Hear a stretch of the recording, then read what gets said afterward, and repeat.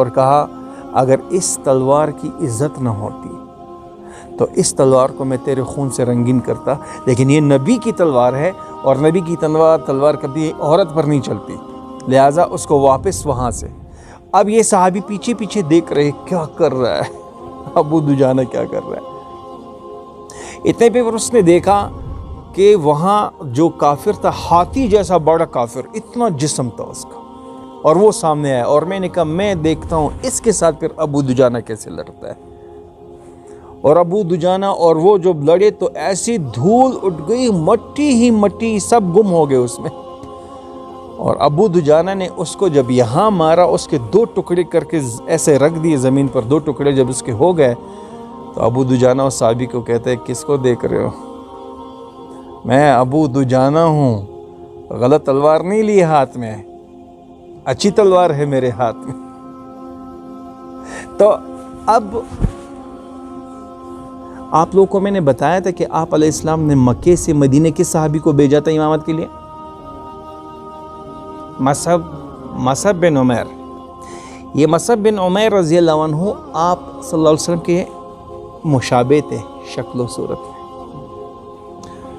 تو کفار نے مصعب بن عمیر کو شہید کر دیا، اور یہ بات پھیلا دی کہ معاذ اللہ ہم نے رسول اللہ صلی اللہ علیہ وسلم کو شہید کر دیا، اور اس سے صحابہ کے حوصلے پست ہو گئے۔ اتنے میں ایک صحابی نے دور سے دیکھا کہ رسول اللہ صلی اللہ علیہ وسلم تو زندہ ہے، اور اس نے پکارا کہ نبی وہ ہے، زندہ ہے، اور سارے جانثاران صحابہ اور ٹوٹ پڑے اس پر، اور آ کر رسول اللہ صلی اللہ علیہ وسلم کو ایسے دائرے میں لے لیا، اس کی حفاظت کرتے کرتے۔ اس سے پہلے آپ علیہ السلام کی جنگ کی حکمت عملی یہ تھی اس جنگ میں کہ 5 ٹولے صحابہ کے بنا دیے، 5 ٹولے صحابہ کے، ایک ایکسٹرا ٹولہ بنا دیا۔ آج کی جو فوجی مشق ہے وہ بھی ایک گروپ الگ اس لیے بناتا ہے دشمنوں کو منتشر کرنے کے لیے، پریشان کرنے کے لیے، کہ یہ 5 ٹولے تو نظر آ رہے ہیں، ان سے لڑ رہے ہیں، یہ ایک ٹولہ جو ایکسٹرا ہے وہ ان کو منتشر کرنے کے لیے، اور اس کا مائنڈ یہاں وہاں اس کو منتشر کرنے کے لیے۔ اور آپ علیہ السلام نے بالکل یہی کیا، جنگ بالکل آپ علیہ السلام کے حق میں تھی، اور اس سے کیا ہوا کہ کفار کے حوصلے پست ہو گئے اور کفار بھاگنے لگے۔ اب خالد بن ولید رضی اللہ عنہ ان کی طرف سے کمانڈر ہے، ابھی تک وہ مسلمان نہیں ہوا ہے۔ جیسی ہی اب یہ خالد بن ولید اور ابو سفیان دونوں ساتھ ساتھ گھوڑوں پر جا رہے ہیں، اور بڑے پریشان ہیں کہ آج اس مرتبہ پھر ہمیں شکست ہوئی، قریش کی عورتیں تو تانے دے دے کر مار دے گی۔ تو دونوں ایک دوسرے کے ساتھ گپ شپ کر رہے، اور خالد بن ولید بہت بہادر تھا۔ اس گپ شپ کے دوران خالد بن ولید نے یوں دیکھا، وہ جس ٹول پہاڑی پر آپ علیہ السلام نے تیر انداز مقرر کیے تھے، وہاں سے تیر انداز اترنے لگے، اور ایک صحابی کو کہتے ہیں مت جاؤ، انہوں نے کہا آپ علیہ السلام کا حکم جنگ تک تھا، فتح ہو گئی۔ اس نے کہا نہیں، آپ علیہ السلام نے فرمایا حالات جو بھی ہو الا نہیں، وہاں سے سب کے سب وہاں سے گئے، اور وہ صحابی پھر شہید ہو گیا۔ وہ پہاڑی خالد بن ولید ابو سفیان سے کہتا ہے پریشان مت ہو جاؤ، پریشان مت، کام ہو گیا، کام ہو گیا۔ کیسے کام ہو گیا؟ ابو سفیان تو جانی دشمن تھا مسلمانوں کا۔ کہا بھی دیکھتے ہیں اس پہاڑی کو، ایسا اس کا محل وقوع پھر ایک دن سلائڈ پر آپ کو دکھاؤں گا۔ ایسے گئے، اور مسلمان یہ سمجھ یہ چلے گئے نا، اور مسلمان مال غنیمت میں لگے ہوئے، اور وہ ادھر سے پیچھے سے ایسے آ کر اسی گھاٹی کے طرف پیچھے سے حملہ کیا، اور کتنا بڑا نقصان ہوا۔ نبی کا ایک حکم ہماری زندگی سے نکل جاتا ہے، یہ اللہ پاک ہمیں بتا رہے کہ یہ نقصان ہو گیا۔ اور اس جنگ میں حضرت امیر حمزہ کے دونوں ہاتھوں میں تلوار تھی، اور وہ ایسے لڑ رہا ہے، اور وہ وحشی دور سے بیٹھا ہوا ہے طاق میں، کہ حضرت علی پر تو وار کر ہی نہیں سکتا تھا وحشی، کیونکہ حضرت علی یہاں وہاں دیکھتے تھے، اس کی نظر کے احاطے میں کافر اندر انٹر بھی نہیں ہو سکتا تھا، وہ ایسے تلوار چلا رہے تھے۔ اب وہ ایک پتھر کے پیچھے ایسے چھپ گیا وحشی، کہ یہ حمزہ کیسے میرے ایریا میں آ جائے۔ تو دیکھ جیسی حمزہ قریب آ گیا نا تو وحشی کو ایک ٹیکنیک آتی تھی کہ وہ دور سے نشانہ جب مانتا ہے، برچہ دور سے مارتا ہے، جو نشانہ لگاتا ہے ادھر ہی چلا جاتا ہے. اور جیسی حضرت حمزہ رضی اللہ عنہ قریب آ گئے تو وحشی نے نشانہ باندھا اور مار دیا برچہ، اور وہ ایسے اسی ٹیکنیک کے ساتھ آ کر ناف پر لگا، اور ناف پر لگا تو پیچھے سے پار ہو گیا.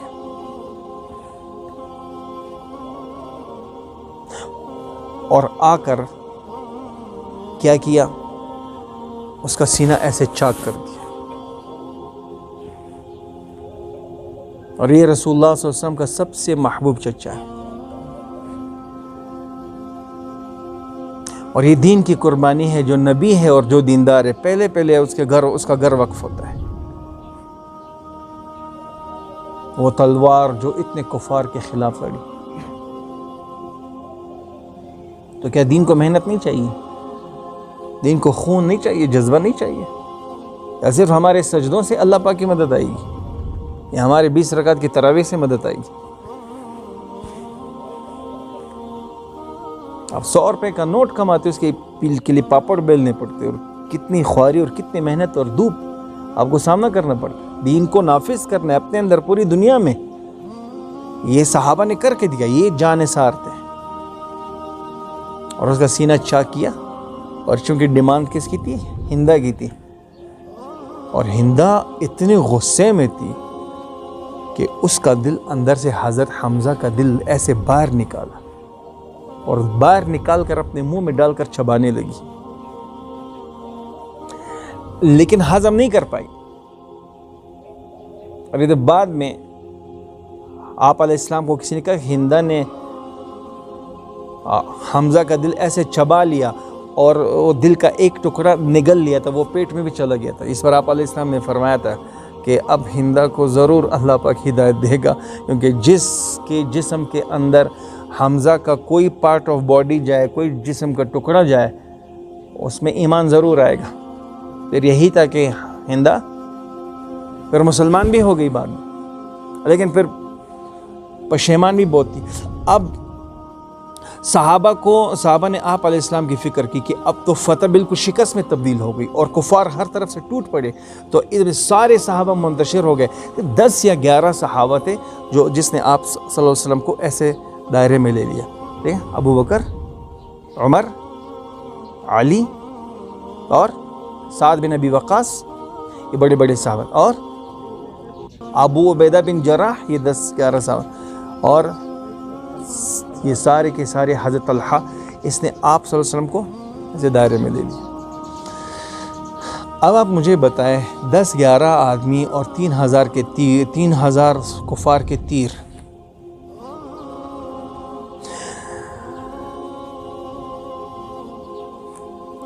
اور سعد بن ابی وقاص وہ آپ علیہ السلام کے سامنے کھڑے تھے اور کفار پر تیر چلا رہے تھے. اور آپ علیہ السلام سعد یہ واحد صحابی ہے جس کو آپ علیہ السلام نے اتنی بڑی بشارت دی. سعد میرے ماں باپ آپ پر قربان ہو، تیر چلاتے رہو، تیر چلاتے رہو، میرے ماں باپ آپ پر قربان ہو، تیر چلاتے رہو. تو ایک صحابی نے آپ علیہ السلام کو ایسے گود میں پکڑا تھا اور سارے پیچھے سے پیٹھ پر تیر کھاتے رہے. اس کی جگہ ہم لے سکتے ہیں محمد اللہ؟ اقبال کہتا ہے کہ اللہ پاک سے کہ اے اللہ پاک، تو صحابہ کی بڑی مدد کرتا تھا، ہماری مدد نہیں کرتا. تو اقبال کہتا ہے کہ پھر اللہ پاک نے فرمایا ہے تمہیں موت کا ڈر، ان کو خدا کا ڈر تھا. تو ہم سارے لوگوں کو موت کا ڈر ہے اور صحابہ کو اللہ کا ڈر تھا. کس قدر تم پہ گراں صبح کی بیداری ہے، ہم سے کب پیار تھا، ہاں نیند تمہیں پیاری ہے. یہ ان تو سید بھی ہو، مرزا بھی ہو، افغان بھی ہو، تم سبھی کچھ بتاؤ کہ مسلمان بھی ہو. تم صحابہ نے سینوں پر تیر کھائے. اب یہ اس صحابی نے آپ علیہ السلام کو ایسے گود میں پکڑا، اور آپ علیہ السلام کو گود میں ایسے پکڑا تو سر آپ علیہ السلام کا ایسا نیچے ہے. تو چونکہ آپ علیہ السلام نے وہ خود اس کو بولتے ہیں، خود اس کو آپ لوگ ایلمٹ بولتے ہیں، یہ ایسے سر پر رکھا ہے. تو اس صحابی نے ایسے چھپایا اور پیچھے سے تیر کہا رہے. تو آپ علیہ السلام نے سر ایسے اس کے کندھے سے اوپر ایسے کیا باہر دیکھنے کے لیے، جنگ کی سچویشن کے لیے کہ کیا ہو رہا ہے. تو وہ صحابی کہتے یا رسول اللہ سر نیچے کیجئے، وہاں کفار تیر برسا رہے. تو ایسے آپ علیہ السلام نے اس کی گود میں سے سر ایسے جب نکال لیا اپنے صحابہ کو دیکھنے کے لیے کہ میرے صحابہ کیسے لڑ رہے ہیں، وہاں سے بدبخت کافر نے آ کر سر پر آپ علیہ السلام کو مارا. یہاں خود، یہ جو خود ہے اس کی کڑیاں جو ہے 2 ٹوٹ گئی اور ایسے چہرے کو زخمی کر لیا. وہ چہرہ جس کی اللہ پاک قسم اٹھاتا ہے وَضُحَا، مجھے تیرے روشن چہرے کی قسم. وہ چہرہ اس دین کی خاطر خون بہ رہا ہے اور اللہ دیکھ رہا ہے. میرے نبی کا خون اس دین کے لیے جو بہ رہا ہے اور اللہ دیکھ رہا ہے. اور دوسرے بدبخت نے، عتبہ بن ابی وقاص نے دور سے پتھر نشانہ باندھا اور وہ پتھر مار دے. وہ پتھر آ کر ڈائریکٹ آپ صلی اللہ علیہ وسلم کے منہ پر مار اللہ ایسے لگ گیا اور آپ علیہ السلام ایسے پیچھے ایسے گر گئے. ایک کھڈا کھودا گیا تھا، اس کھڈے کے کنارے پر ہی گردن لگی اور آپ علیہ السلام بے ہوش ہو گئے. آگے کے 2 داند آپ علیہ السلام کے شہید ہو گئے دین کے لیے.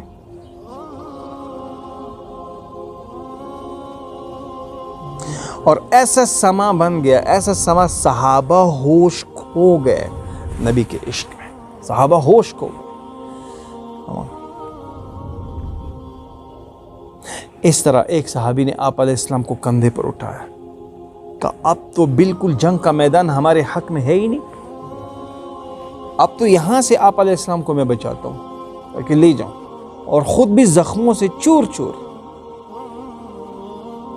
اور جذبہ دیکھیں. اور اٹھایا اور پہاڑ کی طرف لے کر گئے اور چڑھتے چڑھتے آخر ایسے بیٹھ گئے اور پھر اٹھایا اور پھر چڑھتے چڑھتے ایک پتھر پر ایسے آپ علیہ السلام کو ایسا بٹھا دیا کہ یا رسول اللہ اب تو دعا کریں تاکہ ان کو اللہ غرق کر دے، اب تو دعا کریں. آپ علیہ السلام نے فرمایا کہ وہ قوم کیسے کامیاب ہو سکتی ہے جو اپنے نبی کو اس طرح زخمی کر دے. پھر بھی ہمارے نبی صلی اللہ علیہ وسلم نے ان کے لیے دعا کی، اے اللہ پاک ان کو ہدایت دے، انہیں میرا کوئی پتہ ہی نہیں ہے، انہیں میرا پتہ ہی نہیں. اس پہاڑ پر جب چڑھے تو حضرت عمر بھی ساتھ چڑھے، صحابہ باقی اس کے ساتھ چڑھتے گئے. تو نیچے سے ابو سفیان اور اس کی فوج بھی نیچے سے چڑھتے گئے. تو حضرت عمر اور دوسرے صحابہ نے اوپر سے پتھر مارنا شروع کر دے تو وہ لوگ ادھر ہی سٹاپ ہو گئے.